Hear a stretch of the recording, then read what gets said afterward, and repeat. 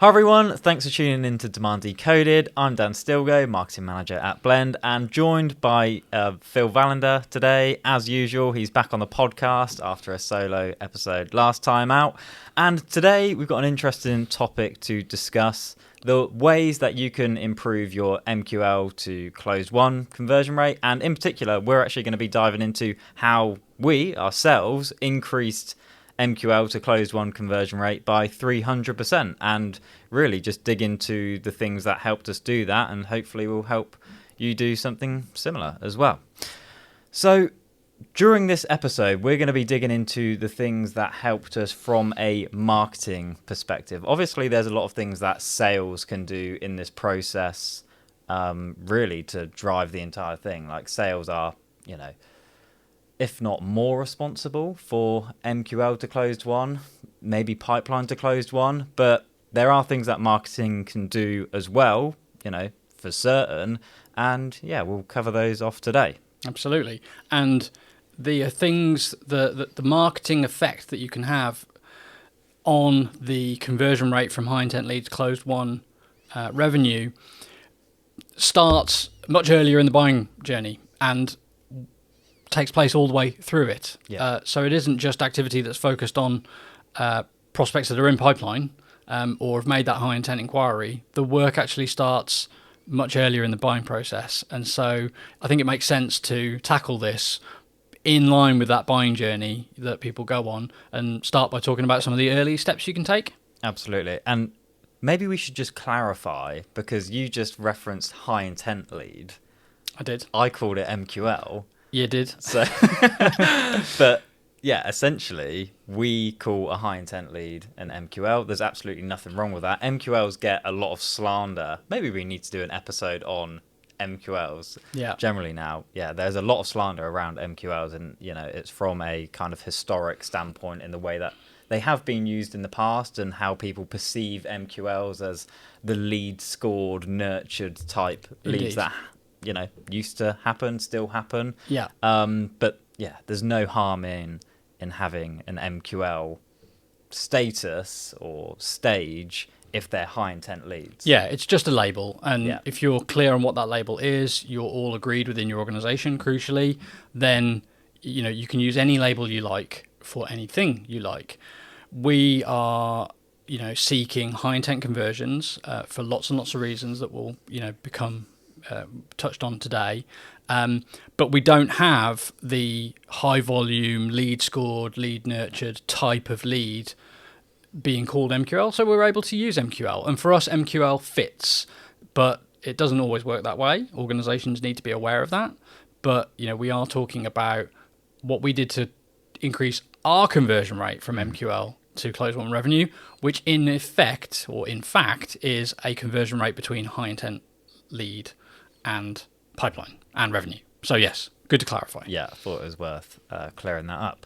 Okay, so let's dive in to the list of things that we've got here. And the first one that we wanted to touch on is positioning. Yeah, positioning is a very powerful and impactful area of marketing, which has both widespread impact and very focused, significant impact in certain areas. Of course, positioning is effectively determining what you as a business say you offer. It's the message you put out about your product or service or solution and how it meets the needs of a certain type of buyer. For us, we've adapted our positioning to reflect both the things that we are best at and the things that we are best known for. And that's created a synergy effectively within our marketing, that when buyers who are aware of us or who have been told about us, visit our properties, be it our content, our podcast, our website, that perception of what we offer and what we stand for is reflected, matched and mirrored in the positioning on our website, the messaging in our content, the topics we discuss here on our podcast. And that creates a very, very strong sense of trust, belief, credibility, and affinity. It's also been shown that when it comes to website homepages and the hero messaging, which is the first thing most people see when they visit your website, having that message clear, concise, understandable is by far the most, preferred approach for buyers. And yet businesses and their marketers continually obfuscate their positioning, even if they've selected it carefully and well, obfuscate their positioning on their website with overly glossy, marketing-led, campaign-led, brand-led type messaging, to the point where website visitors don't see immediately anything which resonates with either what they know already about your business or what they're searching for in that moment. So improving positioning, aligning positioning, and applying positioning is a very big opportunity for lots of businesses to create a much more impactful website visit once you get buyers to that point, and to create a common thread through all the other marketing that you do that reinforces what people see and hear when they come to that website on that first crucial visit. Yeah, positioning is probably more than a marketing shift. It's like a business shift in a sense. It is. It's influenced by lots of things, and it influences lots of things. A business simply can't stand up and decide one day to be something completely different. But quite often, businesses are not being totally honest with themselves or their audience in the way that they communicate their positioning. And so there's an opportunity in lots of cases, particularly in service industries, to simply focus in on a smaller niche within the audience that you could serve to create a more targeted, more refined positioning message. So in the case of Blend, for a long time, Blend's been a pipeline-focused demand generation agency, and we still have a full in-house team able to offer that service. And yet, the market typically perceived us, in recent years at least, as an agency with a very strong credibility in website design and development on the HubSpot platform in particular. And we saw an opportunity to create better outcomes from sales conversations and from our high intent lead generation activity by aligning our positioning and our message with what the market was looking for when they came to see us.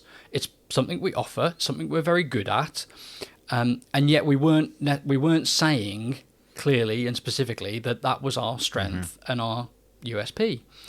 Now that we do, we've seen significant improvements in a range of ways, reflecting the fact that change in our positioning, moving from the message that we're a demand generation agency to the message that we are a pipeline focused website agency, has created throughout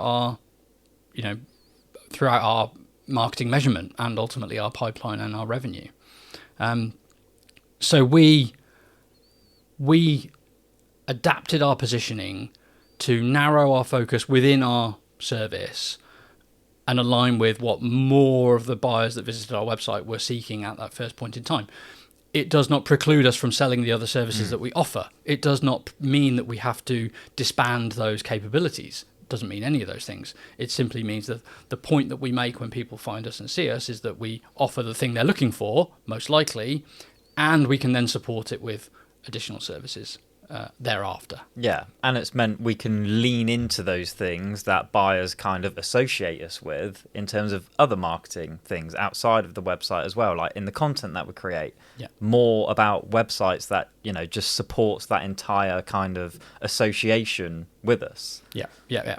And people listening might have been advised many times over to niche down in their messaging, to identify a smaller segment of an audience or an industry that they can serve, to make their positioning more niche. And they may, often that's resisted because it's perceived to be turning away business from a wider audience. But in reality, the more specific you can make your message, which is a reflection of your positioning on the needs of a specific type of buyer, the specific type of challenge that you solve, or the specific industry, sector, audience, whatever it is that you do business with, you'll probably grow faster if you do so. The good news is that in many cases, that already exists within a lot of businesses. It just requires a little bit of introspection and honesty in some respects to kind of fess up about who you do it best for, who can benefit most from what you offer.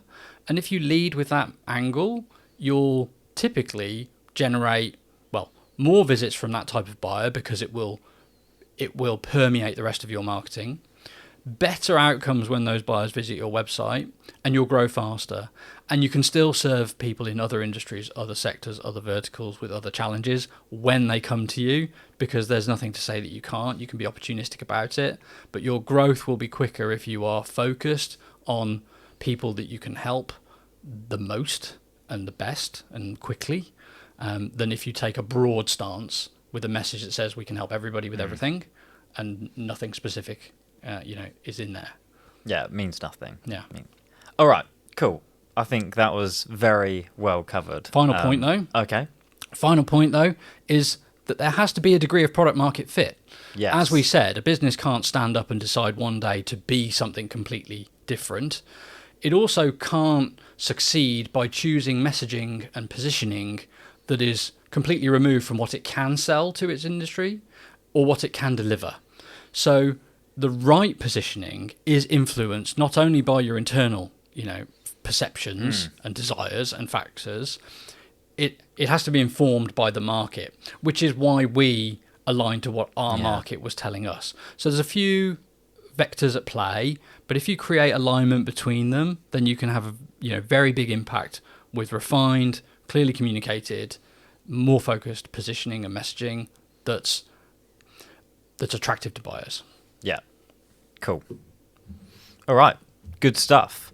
Shall we move on to the second point we've got in here, which is more about how marketing can have a broader impact on the buyer journey, more through kind of everything that you do before that high intent conversion phase. So it's really all about using marketing to build trust and affinity before that even happens.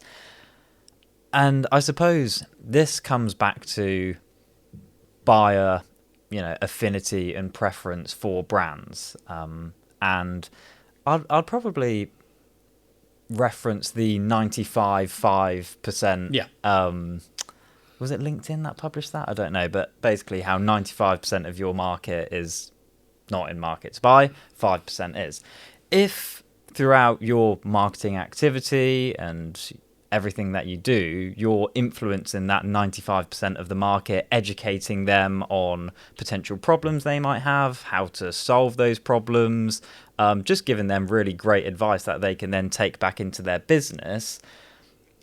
When a buying trigger occurs and they all of a sudden might want a solution to help with that particular thing, they will at least put your brand in the running or associate your brand with that thing, which ultimately means they've built up all of this preference and trust in what you do over that period of education and, affinity building through content and other means, even conversations you might have with people, that then when it comes to that conversion into high intent lead and ultimately into closed one, they're already so bought in to what you do, like they trust you already, so the sell isn't as hard. Yeah, absolutely. If you're able to communicate your point of view, your capability, the results you generate, in a way that influences buyers before they come and, dive deeper into your website, your sales process, etc.,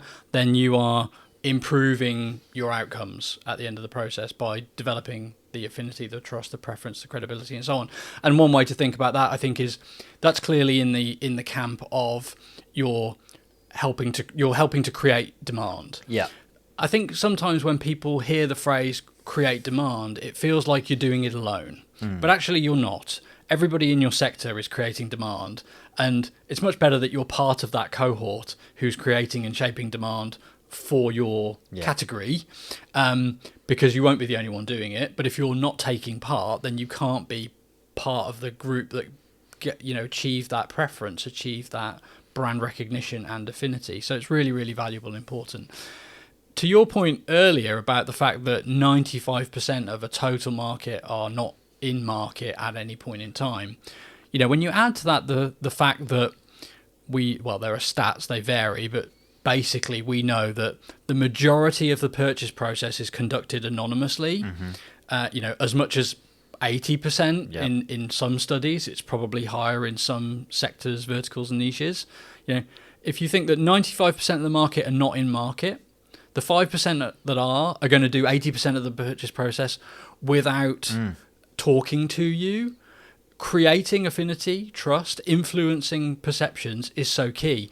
And so that's why the point you're talking about is so relevant. And it's also why ungated distribution of content is so important, because the majority of the buyers in the 5% that are in market are not going to talk to you, and they're not going to divulge their details by downloading content, and they're not going to click on links away from platforms where they prefer to spend their time, in order to get the information that they seek to inform their decisions. So you need to be marketing in a way that aligns with that reality in terms of how buyers use platforms, how buyers retain their privacy and anonymity throughout the purchase process and wait until they're basically ready to buy, to talk to you, and put your content out in ways that are discoverable and consumable in those scenarios. And that becomes very, very important. Yeah. I touched on this a little bit in the last episode that I did, but I would say there's a definite difference between buyers that you have created demand for and buyers that you've just captured. If you think about it, like when it comes to buyers who have had demand created and influenced by you, they have probably consumed your content for a long time, built up more trust with your brand over a longer period of time and just associate you in a different way. Whereas demand that you've just captured through search or through review sites or some other form haven't had all of that engagement with your brand over a long period of time, so just don't have that same connection. Indeed. So like for us, when I see a high intent lead come through and they say LinkedIn, like, how did you hear about us? I think that's great, because a lot of our LinkedIn ads are video ads. It's all about content and education. Like, they have probably watched a few of those videos, then gone through a series of retargeting, which we'll speak about in a minute, and have just probably built up a bit more trust and preference for us, as opposed to buyers that have found us through search. It's not to say, going back to your point, that even buyers that have then discovered you through those demand capture channels like search and review sites, they will then look to build that trust and affinity with your brand through content, probably, and other means on your website, case studies, things like that. So all of these things need to be ungated, but it just won't, the connection probably won't be as strong as those people that have built that up over a longer period of time and through more like duration of consumption and things like that. Yeah, I think you're right about that. We've seen that activity that is intended to build affinity and trust and preference and to create demand sort of comes back to benefit us once demand has been captured. And so we see people who have discovered us via whatever means but not consumed that content previously go on to consume it after inquiring, and it to produce an improved conversation as a result, particularly podcasts like this one, video content on LinkedIn and YouTube. It can really have a positive impact on the buyer's trust and preference for you post conversion. But it most likely will have a greater impact if they've consumed it over a longer period of time. Makes total sense. But the benefit of doing it that way means that content can have that impact in both places in your buyer's journey, and it isn't limited to the one location where they were able to access it. For example, in a terribly bad gated scenario. So by distributing your content in an ungated fashion, you're letting it do its work, ultimately wherever your buyers want it to, and wherever they discover it, and at whatever time in the process. So it's really powerful. Yeah, definitely. So, everything that you do in marketing, try and focus on that demand creation phase as well. Build up that trust, that affinity, that connection with buyers and see the benefit further down the funnel. It connects with positioning in the sense that most markets are not new, and many markets are saturated, and there are lots of competitors for the majority of problems and challenges that buyers want to solve. And so, marketing that conveys your unique differentiated point of view, your opinion on a topic, is effective at cutting through that saturation and creating a point of difference between yourself and other products or services. And so ungated content distributed to the places where buyers are pre-purchase is a great way to get across something that is incredibly powerful, which is your unique point of view on the subject that you are selling products, services and solutions into. Yeah. Before we move on, your unique point of view is obviously a really important thing, but it doesn't carry much weight unless you can back it up. Right. Through things like case studies. Yeah, absolutely. And yeah, case studies is just one to mention here, I think, because case studies is a key way to build that trust with a buyer, that you can really do what you've said all this time and get the results that you've told people that you've been working to get and things like that. It just feels like marketers kind of are sleeping on case studies maybe a bit at the moment, or maybe it's because it's not really a sexy topic. It's not like podcasting, which is new and interesting, it's engaging, it's visual. I don't know, case studies are still though just like a bulletproof way really to help buyers understand how you can truly help them and how you've helped businesses just like them before. Absolutely. I think it's just worth saying there that we put a lot of effort into case studies and how we present work and results and things like that have had a huge impact in helping us. Yeah, B2B buyers will still need to justify their purchases and recommendations to others, typically within an organisation, and they therefore want to make sure that their investments and purchases are as low risk as possible.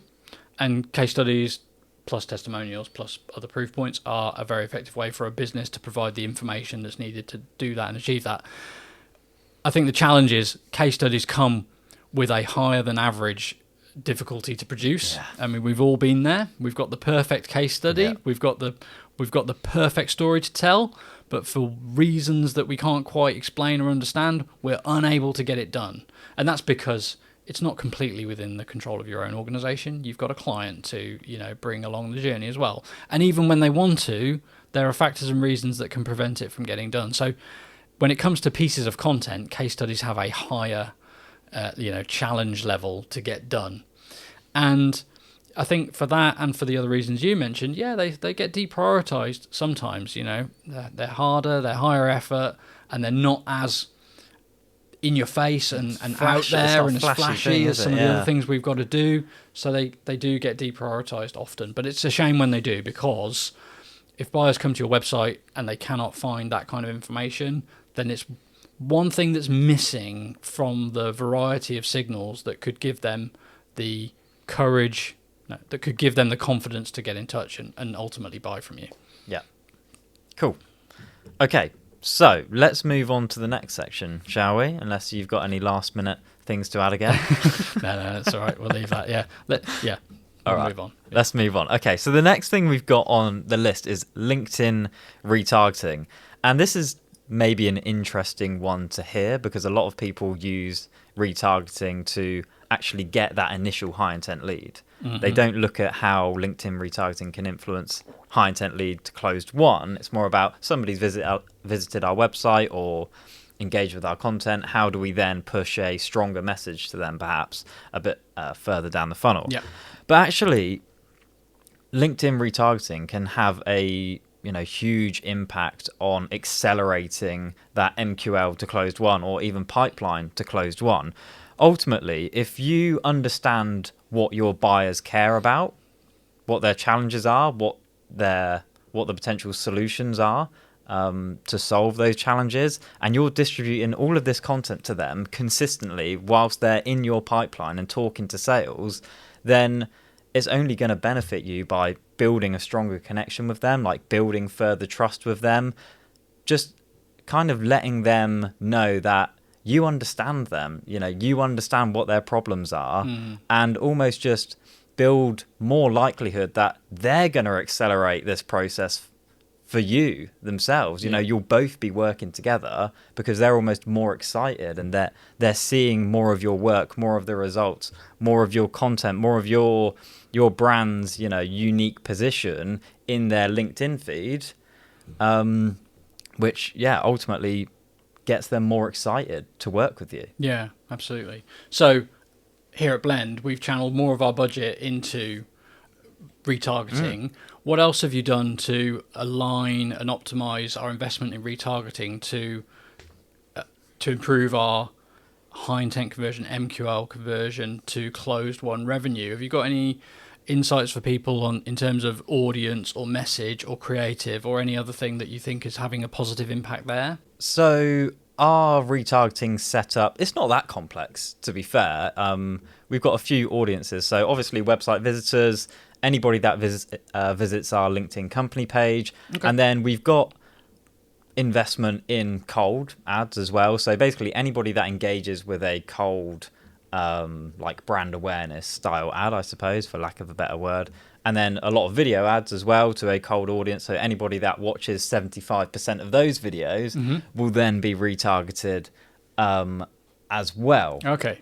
And I suppose that doesn't necessarily lean into exactly this group of people that are MQLs. That is probably more the website visitor side of things. But it's interesting to understand how all of these things can come together in retargeting and have a real positive impact. So when it comes to the creative side of things, a lot of our retargeting ads revolve around work and results and credentials and things like that, because ultimately these buyers, whether they've just come to your website or whether they've engaged with a cold brand awareness ad, they probably understand what you do and who you do it for already. So the retargeting phase is just all about building more trust, more affinity with these buyers to eventually go on and buy from you, become customers, Yeah. Okay. The most important thing in what you do in terms of LinkedIn ads is having a true fundamental understanding of what your buyers care about. There was one a few weeks ago, actually, that we talked about. You were talking to a prospect who hadn't found us through LinkedIn. I can't remember how they found us, but that doesn't matter. After they inquired, they then started getting LinkedIn ads, and it was really interesting. I think we produced an ad about Equium's website, which performs insanely well, like literally 100 across the board when it comes to like core web vitals and things like that. So one of our ads on LinkedIn retargeting is about how we've created this really stylish modern website, but it also performs excellently as well. Yeah. Which those are two things that are quite hard to get right and do together usually. But we did it. We found a way to do it. And this one prospect kind of said to you like, I was just thinking about like core web vitals. I just had a conversation with somebody about that. I've gone onto LinkedIn. I've seen this ad, and you're talking about it. It's like, yeah, I mean, that's not planned. Like, we can't surface an ad to you based on your conversation with somebody, but we fundamentally understand like what our audience care about and serve that content to them in the feed. We don't really care if they click it, to be honest. But as long as they see that we understand them, we get their challenges, it's only going to help accelerate the whole process. Yeah. So knowing your buyer, knowing what they care about, and understanding them is key. And it's key to all the things that we've talked about. And it's important to suspend your assumptions when you talk to buyers, because I think in many cases marketers hold on to ideas about buyers that, if challenged, they would discover are not true. The idea that buyers want certain types of content, want to download and want to receive email and want to do all these other things, which when you ask and if you challenge them, you'll probably find out are no longer true, but you'll also be in a position to get the insights that can create really effective marketing all the way through the buying journey, including in terms of what messages you put out at this later stage of the research process. to resonate and to increase the conversion rate as opposed to get them there in the first place. So that's really, really powerful insight there. And, we talked about, how positioning needs to align with what the market thinks about you and what the market is looking to do. Understand your buyer. Marketing that creates affinity, trust, and preference has to be informed by buyer cares, wants, challenges, needs. If you're talking about something that nobody cares about, it's only interesting to you, you're not going to have those impacts throughout the buying journey. So, getting close to your customer and knowing what it is they deeply care about is fundamental to all of this. Yeah. So we've talked about the marketing changes that we made and the areas that we focused on, that are all the way from the beginning of the evaluation process, like positioning so that we're found, using our marketing to create demand and trust and preference, and then using retargeting to, move people toward and ultimately into high intent conversion and beyond. What about past that step? What about when they've made the inquiry and it's the moment in time where we need to hand over to sales? What have we done there? Yeah, I spoke about this as well, actually, in the last episode of Demand Decoded in, not loads of detail, but touched on it. And this process is just all about how you accelerate that handoff process and remove as much friction from the buyer's side and to some extent your business's side as possible, just to make the whole buyer experience better. Too many times, well, you've probably seen this as well, you work with a business or use a website yourself, submit a demo or a high intent form, and you get the bog standard message appear after you've submitted that form. Yep. Thank you for submitting the form. Full stop. Great stuff. What's next? Yeah. What do I do next? I'm a buyer. I've come onto your form to book a demo. I would like to book a demo. I've requested it now, and I have no idea if somebody's going to be in touch with me, if I need to now email you again to book this demo. You're so in the dark about what happens. It's just a really, really poor buying experience, and it helps nobody. It doesn't help the buyer, doesn't help the business. So one thing that I would recommend any business to do if they're in a sales-led motion, and essentially the primary goal of somebody submitting a high intent form is to get them into a meeting, probably like a discovery call or some sort of consultation with sales, add in meeting scheduling functionality right there and then within your website.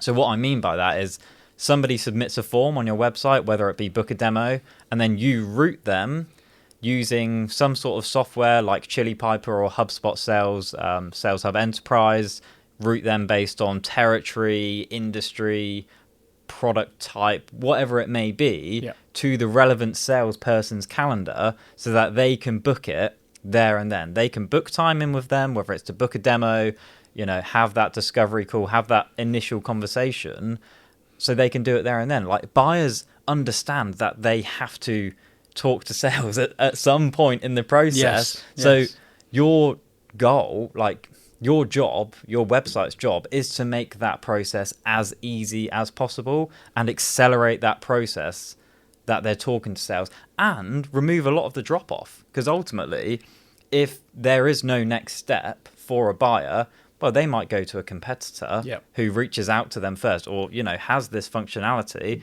They're in conversation with them, like they've forgotten about you, or they've just forgotten about the task that they needed and wanted to complete. We get sidetracked as people, priorities change, and they've moved on. Yeah. And even if you follow up by email with the introduction to the rep, the access to the calendar, you can improve the high intent inquiry to meeting booked conversion rate by putting that calendar alongside that form, right? And you measured the impact of that on our conversion rate in pipeline. Yeah. Well, so our initial approach, so I compared H1 last year to H1 this year, 2024. Our initial approach was somebody submits a inquiry on the website, And we would follow up with a series of emails, basically, that had the meeting link within there of the relevant salesperson, which is not a bad approach. No. You know, like we probably said after they've submitted the form, checked your emails or whatever for a meeting link. It's not too bad, right? Send them the email. They've got the meeting link to be able to do that. But still, there was a large drop-off. And I haven't got it in here, but from memory, I think the conversion rate from high intent lead to, you know what, let me find it actually, because I'll be able to very easily. I'm pretty sure it was 46% or something like that. 49 to 77, wasn't it? 42 to 77. Okay, you remembered it. Wow. So when we actually compared the two conversion rates in H1 with that email approach where the calendar link was still in the email, the conversion rate from high intent lead to meeting booked ultimately was 42%, I think. Have to go back to the last episode, well, into, you know, the data to confirm that, but it was around 40 to 50%. Whereas when we changed it up after somebody submitted the form and we directed them to the calendar there and then on the website, all of a sudden 77% conversion rate. Amazing. Yeah.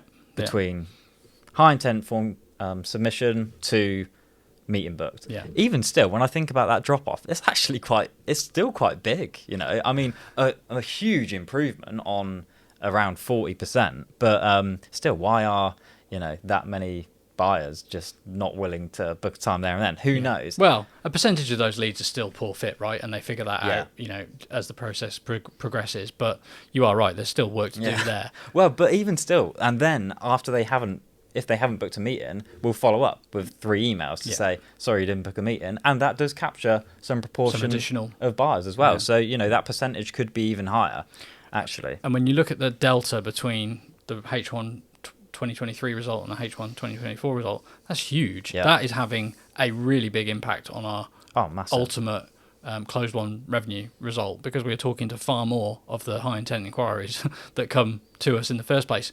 Interesting though, you described something that we all see regularly, which is at the very at the very one end of the friction spectrum, which is fill in a form, nothing happens. You know, thank you, and then you're in the dark, and maybe some emails come out later, and so on and so forth. What I have seen, and what I'm sure you've seen as well, is that businesses then often lurch to the other extreme end of the friction spectrum, which is that diary embed is right there on that conversion page, no form. Yeah. Why don't we do that? Yeah, it's a danger. It is a danger, I think. Opening your calendar up like that, open to anybody that could submit time with you, adding a bit of friction into the process isn't a bad thing. Like, positive friction is weird to say because those words don't usually, you know, travel well together. But actually, you know, positive friction, more so from, you know, your perspective, to add some structure into that process is a good thing, so that you can qualify out a lot of, you know, buyers that, quite frankly, will never become customers and are just a poor fit for your business. Yeah. Adding in that form and then route into the calendar instead means that you're probably going to see a slight drop off, but more serious buyers actually inquire, because ultimately, you know, if you really want to work with a business, you don't mind filling out a few form fields.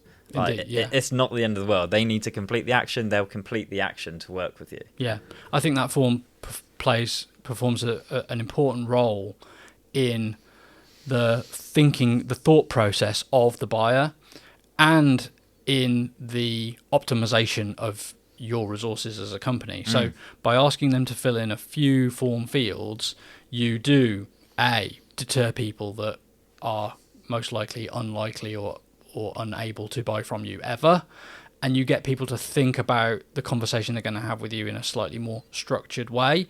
And so while it might seem counterintuitive to keep a form before presenting a meeting scheduling UI, it actually has a positive impact on the quality of the demand that you capture through your website, and will have a positive impact on closed won conversion rate through quality of conversation, focus of resource, and the mutual understanding that exists between your buyer and your organization when that sales conversation takes place. Yeah. Well, and actually, you know what? There's a technical element to this as well, which is that most businesses have more than one salesperson that they want to direct a calendar to. Yeah. They'll be, you know, in a series of territories or worked on by account level, enterprise, SME, whatever it may be. So you actually will struggle to do that, you know, through that calendar UI. Yeah. At least in a in a reliable way. Yes. You whereas can't. You can't personalize and target that calendar to the right person before you've got some information from them. So it's important to gather that information to make that possible. Yeah. Okay.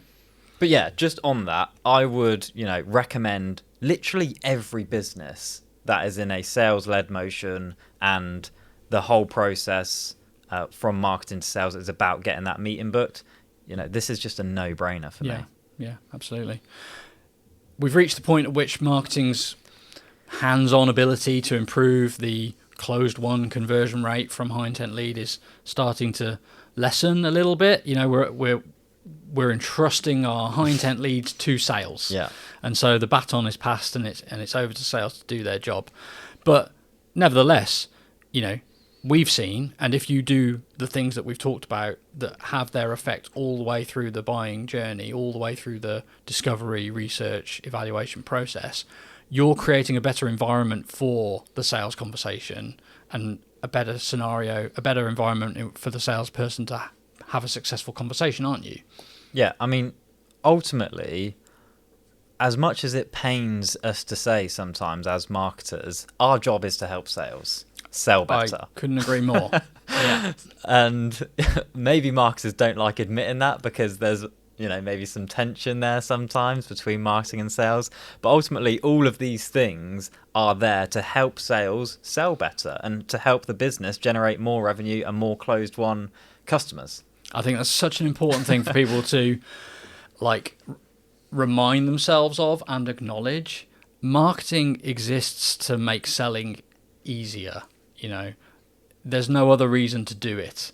And it's easy to get caught up in the kind of marketing mindset, which is, well, we're measuring marketing metrics and we're trying to improve them constantly. And there's a complete disconnect from what takes place in sales. And when you scrutinize that disconnect, you can find some really fascinating, interesting, like mind-blowing things. Yeah.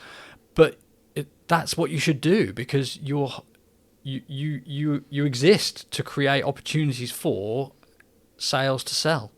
So yeah, I think people need to hear that loud and clear, actually, and it should guide their thinking a lot of the time, as opposed to some of the more marketing focused thinking, which is how do we generate, you know, trackable, clickable events and leads. Yeah, cool. And ultimately, you know, those things that we ran through were the things that we have done last year into this year to help us sell better. You know, those are the things we've done in marketing to help us improve our high intent lead MQL to closed won conversion rate by 300%, which absolutely. is amazing, huge. Cool. Okay, let's wrap it up there, shall we?